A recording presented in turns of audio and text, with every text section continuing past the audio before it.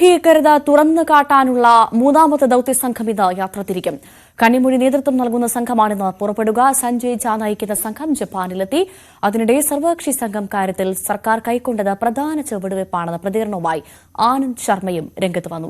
രാകേഷ് ചേരുന്നു. രാകേഷ്, പ്രധാനമായും ഇന്ന് മൂന്നാമത്തെ സംഘം പാക് ഭീകരത ലോകരാജ്യങ്ങൾക്ക് മുൻപിൽ തുറന്നു കാട്ടുക എന്ന ലക്ഷ്യവുമായി സർവകക്ഷി സംഘം യാത്ര തിരിച്ചിരിക്കുന്നു. രണ്ട് സംഘങ്ങൾ ജപ്പാനിലും യുഎയിലും എത്തി. ഇന്ന് മൂന്നാമത്തെ സംഘം ദൌത്യസംഘം ഇന്ന് യാത്ര തിരിക്കുകയാണ്. കനിമൊഴി നേതൃത്വം നൽകുന്ന സംഘമാണെന്ന് പുറപ്പെടുക.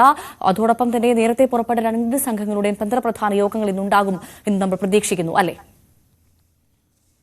അതിഭവ്യ നിർണായകമായ കൂടിക്കാഴ്ചകൾ ഇന്നുണ്ടാകും. കാരണം രണ്ട് സംഘങ്ങൾ ഇന്നലെ തന്നെ പുറപ്പെട്ടിരുന്നു. അതിലൊന്ന് JDU നേതാവ് സഞ്ജയ് ഝാ നയിക്കുന്ന സംഘമാണ്. മറ്റൊന്ന് ശ്രീകാന്ത് ഷിൻഡെ നയിക്കുന്ന സംഘമാണ്. ഈ രണ്ട് സംഘങ്ങളും ഇതിനോടൊപ്പം തന്നെ അവിടെ എത്തിക്കഴിഞ്ഞു. ജപ്പാനിലെത്തിയ ശേഷം ഉള്ള ദൃശ്യങ്ങളൊക്കെ തന്നെ നമ്മൾ ഇപ്പോൾ പങ്കുവെക്കുകയും ചെയ്യുന്നുണ്ട്. കാരണം അവിടെ മലയാളിയാണ് അംബാസഡർ, സിബി ജോർജ് എന്നാണ് പേര്. മലയാളിയായ അംബാസഡർ ഈ സംഘത്തെ സ്വീകരിക്കുകയായിരുന്നു. ഏതായാലും ഇന്ന് നിർണായകമായ കൂടിക്കാഴ്ച ഉണ്ടാകുമെന്ന കാര്യത്തിൽ സംശയമില്ല. ശ്രീകാന്ത് ഷിൻഡെ നയിക്കുന്ന സംഘം ഇന്നലെ രാത്രിയാണ് പുറപ്പെട്ടത്. അവർ ആദ്യം എത്തിയിരിക്കുന്നത് UAE-യിലാണ്. അവിടെയാണ് നിർണായക കൂടിക്കാഴ്ചകളുള്ളത്. ഏതായാലും കനിമൊഴി നയിക്കുന്ന മൂന്നാമത്തെ സംഘം കൂടി ഇന്ന് യാത്ര പുറപ്പെടുകയാണ്.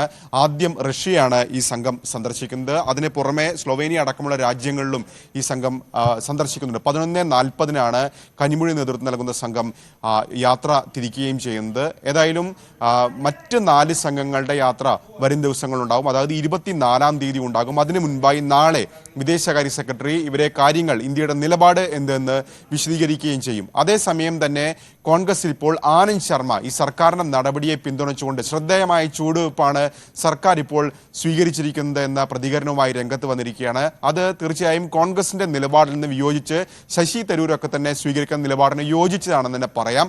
കാരണം ആനന്ദ് ശർമ്മ മാത്രമാണ് കോൺഗ്രസ് നൽകിയ പട്ടികയിൽ ഉൾപ്പെട്ടിരുന്നെങ്കിൽ പോലും സർക്കാർ നിലപാടിനോട് യോജിച്ചു നിൽക്കുകയാണ് ആനന്ദ് ശർമ്മയും. കാരണം കോൺഗ്രസിനകത്ത് വലിയൊരു വിഭാഗം ഇപ്പോൾ ഏതായാലും സർക്കാർ നടപടിയെ ചോദ്യം ചെയ്യേണ്ടതില്ല എന്ന് അഭിപ്രായമുള്ളവരാണ്. പ്രത്യേകിച്ച് P. ചിദംബരം അടക്കമുള്ള നേതാക്കൾ വിദേശകാര്യമന്ത്രിയുടെ പ്രസ്താവന രാഹുൽ ഗാന്ധി ചോദ്യം ചെയ്തപ്പോൾ P. ചിദംബരം പറഞ്ഞിരുന്നത് വിദേശകാര്യ മന്ത്രാലയം തന്നെ അക്കാര്യത്തിൽ പ്രതികരണം നടത്തിയിട്ടുണ്ട്, അതോടുകൂടി അത് അവസാനിച്ചു എന്നാണ് കഴിഞ്ഞ ദിവസം P. ചിദംബരം പറഞ്ഞത്. ഇപ്പോൾ ഏതായാലും ആനന്ദ് ശർമ്മ കൂടി സർക്കാരിന്റെ നടപടി ശ്രദ്ധേയമാണ് എന്ന് അഭിപ്രായപ്പെട്ടുകൊണ്ട് രംഗത്ത് വരികയാണ്. മറിച്ച് രാഹുൽ ഗാന്ധി അടക്കമുള്ള നേതാക്കൾ ഈ ഘട്ടത്തിലും കേന്ദ്രത്തിന്റെ നടപടിയെ ചോദ്യം ചെയ്യുന്നുണ്ട്. പ്രത്യേകിച്ച് വിദേശകാര്യ സെക്രട്ടറിയോട് എത്ര വിമാനങ്ങൾ നഷ്ടപ്പെട്ടു തുടങ്ങിയ കാര്യങ്ങളിലൊക്കെ തന്നെ വ്യക്തത വരുത്തണമെന്ന് ആവശ്യപ്പെട്ടുകൊണ്ട് രാഹുൽ ഗാന്ധി അടക്കമുള്ള നേതാക്കൾ രംഗത്ത് വരുമ്പോഴാണ് ഒരു വിഭാഗം നേതാക്കൾ ഏതായാലും സർക്കാരിന്റെ നിലപാടിനോട് ഇപ്പോൾ ചോദ്യം ചെയ്യേണ്ടതില്ല, അതിനോട് ചേർന്ന് നിൽക്കുന്ന പ്രതികരണം നടത്തിക്കൊണ്ടിരിക്കുന്നത്.